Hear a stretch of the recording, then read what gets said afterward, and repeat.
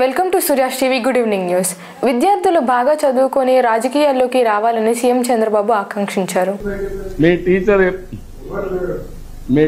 లేదా ఎవరు లేరా కారా రాజకీయ నాయకులు, ప్రజాసేవకులు గారా, ప్రజాప్రతినిధులు కూడా కావాలి. మీరు చదువుకున్న వాళ్ళందరూ స్వార్థంతో ఉద్యోగాలే చూసుకుంటే రాజకీయాలు అందరినీ శాసిస్తాయి, మన జీవితాలు మారుస్తాయి.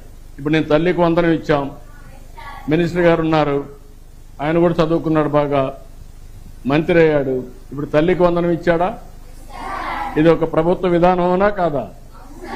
ఎట్లొచ్చింది? ఆయన ఆలోచనలో నుంచి వచ్చింది, అవునా కాదా? ఇప్పుడు మీకు టెక్నాలజీ పెట్టాడా? మీ ఇంటికి నేరుగా మీరు స్కూల్కి రాకపోతే ఇంటికి మెసేజ్ వెళ్ళిపోతుంది. 10 గంటల స్కూల్ స్టార్ట్ అయితే 10:30కు మీ అమ్మ నాన్నకి మెసేజ్ వెళ్ళిపోతుంది.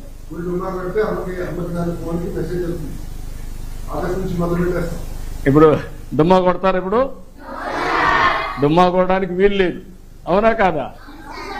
అది I wish all the best, good luck. రాష్ట్రంలో ప్రైవేటుకు ధీటుగా ప్రభుత్వ పాఠశాలను తీర్చిదిద్దినట్లు మంత్రి నారా లోకేష్ తెలిపారు. నాకు తెలిసినంత వరకు భారతదేశంలోనే ఏ ముఖ్యమంత్రి పిల్లలకి ఇస్తున్న మధ్యాహ్న భోజనం తినలేదు. డిసెంబర్లో జరిగిన మెగా పేరెంట్ టీచర్ మీటింగ్ లో గౌరవ ముఖ్యమంత్రి గారు మన పిల్లలు తింటున్న భోజనమే తినారు. ఆనాడు మన పిల్లలు ఎక్కడ కూర్చుంటారో నేలపైన కూర్చుని పిల్లలతో కలిసి మెలిసిగా భోంచేస్తాం జరిగింది. ఆ రోజే గౌరవ ముఖ్యమంత్రి గారు మనసులో పడింది, అన్నం బాలేదు, మార్చాలని నిర్ణయించారు.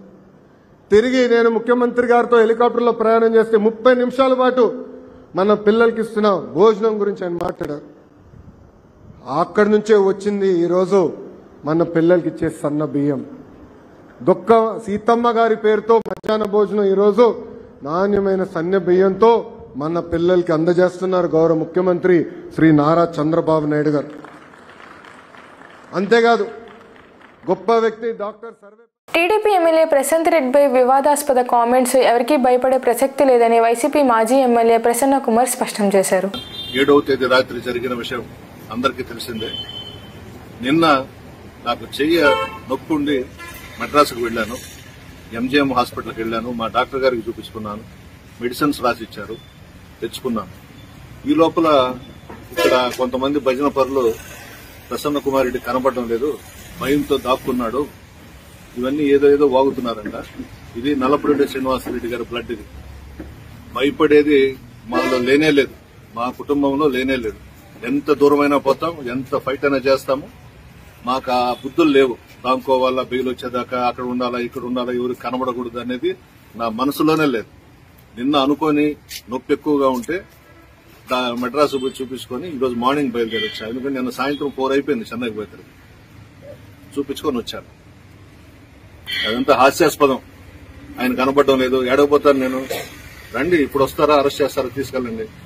నేనే పిలుస్తున్నా కదా పోలీస్ డిపార్ట్మెంట్ ని, ఆమెని రాజమాతనే దగ్గర పెట్టుకొని రమ్మనండి, అరెస్ట్ చేసి తీసుకెళ్లమనండి. నాకేం అభ్యంతరం ఉందా, జైల్లో పెట్టినా హ్యాపీగా ఉంటా.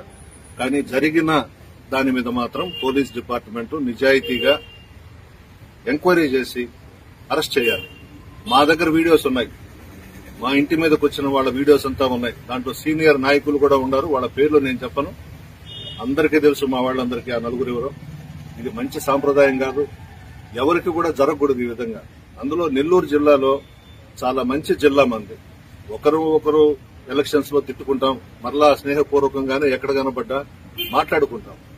ఆ విధంగా ఉండాలి గాని ఏదో ఒక పదవి వచ్చిందని చెప్పి ఇచ్చల విడిగా చేయడము. ఆమె చెప్పిందంట, ప్రసన్న కుమార్ రెడ్డి కాళ్లు చేతులు కట్టి నా కాళ్ల కింద పడండి శిక్షని. చూద్దాం, అది కూడా రమ్మనండి, ఎవడొస్తాడో రమ్మనండి, ఉన్నా ఇక్కడనే నేను మాట్లాడొచ్చా ఆ మాట. అంటే నడమంత్రపు సిరి కాబట్టి మధ్యలో వచ్చిన డబ్బుతో అహంభావంతో ఈ వ్యవహారాలన్నీ చేస్తా ఉంది.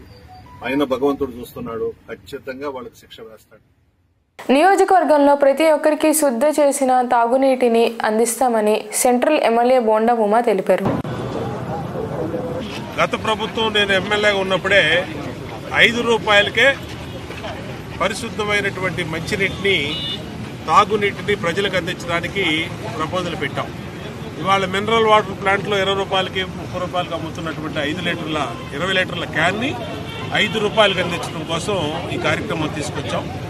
గతంలో మరి నేను శాసనసభ్యుడిగా ఉన్నప్పుడు ఈ ప్లాంట్ బ్రహ్మాండంగా రన్ అయింది. తర్వాత వైసీపీ ప్రభుత్వం వచ్చినాక ఈ ప్లాంట్ మూతపడటమే కాకుండా ఈ ప్లాంట్ తీసేయాలని కౌన్సిల్లో ప్రతిపాదన సిద్ధం చేసి పంపించారు.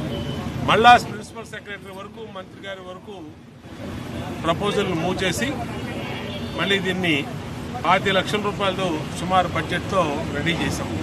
రెడీ చేసి ఇవాళ ఈ ప్రాంతంలో మొత్తం ఈ ఆర్ఆర్పేటలో కానీ ఈ కాలనీ ఇందిరాగాంధీ కాలనీ కానీ ఒంటరి కాలనీ కానీ సింగనగర్ కానీ 20 లీటర్ల వాటర్ క్యాను 5 రూపాయలకే ఇవ్వడానికి ఇది ప్లాన్ చేశాం.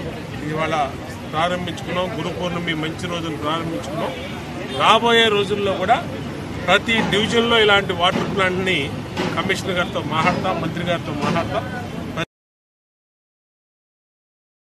గత ఎన్నికల్లో తమ పార్టీ ఓటమికి వాలంటీర్ వ్యవస్థే ప్రధాన కారణమని నర్సరావుపేట వైసీపీ మాజీ ఎమ్మెల్యే గోపిరెడ్డి శ్రీనివాసరెడ్డి సంచలన వ్యాఖ్యలు చేశారు. కానీ వాలంటీర్లు కాదు, వాలంటీర్ వ్యవస్థని పక్కన పెట్టాలి. కార్యకర్తల్ని ప్రజలకి నాయకుడి మధ్య వారధిలాగా కార్యకర్తలనే పెట్టాలని చెప్పి ఈరోజు ఖచ్చితంగా మనమందరం కూడా గుర్తు చేసుకోవాలని చెప్పి ఈరోజు చెప్తా ఉన్నాను. నేను ఈ విషయం మీ ముందు చెప్పడం కాదు. ఈ ఎన్నికల్లో ఓడిపోయిన తర్వాత మొట్టమొదటిసారి నేను జగన్మోహన్ రెడ్డి గారిని కలిసినప్పుడు కూడా ఇదే విషయం దృష్టికి తీసుకొచ్చాను. అన్నా, కార్యకర్తలే పార్టీకి మూల స్తంభం. ఇవాళ కేసులు ఎవరి మీద పెడుతున్నారు? వాలంటీర్ల మీద పెట్టట్లేదే, కార్యకర్తల మీద పెడుతున్నారు. కార్యకర్తలే పార్టీకి ప్రాణం వంటి నిలబడేది. వాలంటీర్లు వస్తారు పోతుంటారు. అంటే ఆయన అన్నాడు, మీరే కదా పెట్టింది వాలంటీర్లు అందరినీ, నాయకులే కదా పెట్టింది అన్నాడు. అంటే నేను చెప్పాను, పెట్టింది మేమే, కానీ 50 మందికి వాళ్ళు ఇన్ఛార్జీలు చేశారు మీరు. వాళ్ళకి పెన్షన్ పథకాలన్నీ వాళ్ళ ద్వారా ఇవ్వడంలోనే వాళ్ళ దగ్గరకు వచ్చి సెల్యూట్ చేస్తా ఉన్నారు. నాయకుడు కిందకి వెళ్ళిపోయాడు, వాలంటీర్ ఏం పైకి వచ్చాడు. పార్టీ వ్యవస్థ అంతా కూడా ఈ రోజు మనకి చిన్నాభిన్నం అయిపోయింది. కరెక్ట్ కాదు ఇది. కార్యకర్తలకే ఈ రోజు పగ్గాలు, పార్టీ పగ్గాలు కార్యకర్తలకే ఇవ్వాలని చెప్పి ఈ రోజు మనం డిమాండ్ చేస్తాం. అలానే నేను ఒకటి, మనం డబ్బులు పంచాం.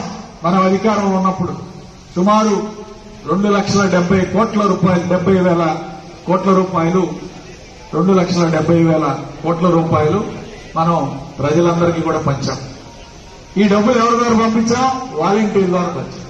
ఇదే కార్యకర్త నాయకుడి ద్వారా పంచినట్టయితే ఎన్నికల ఫలితాలు ఇలా ఉండేవి కాదు అని చెప్పి ఖచ్చితంగా ఈ రోజు మనం అందరం కూడా గుర్తు చేస్తాం. ఎందుకంటే మీరు పెన్షన్ ఇస్తారు, పెన్షన్ ఇచ్చినప్పుడు మీ ద్వారా వెళ్తే. ఈ వార్తలు ఇంతటితో సమాప్తం.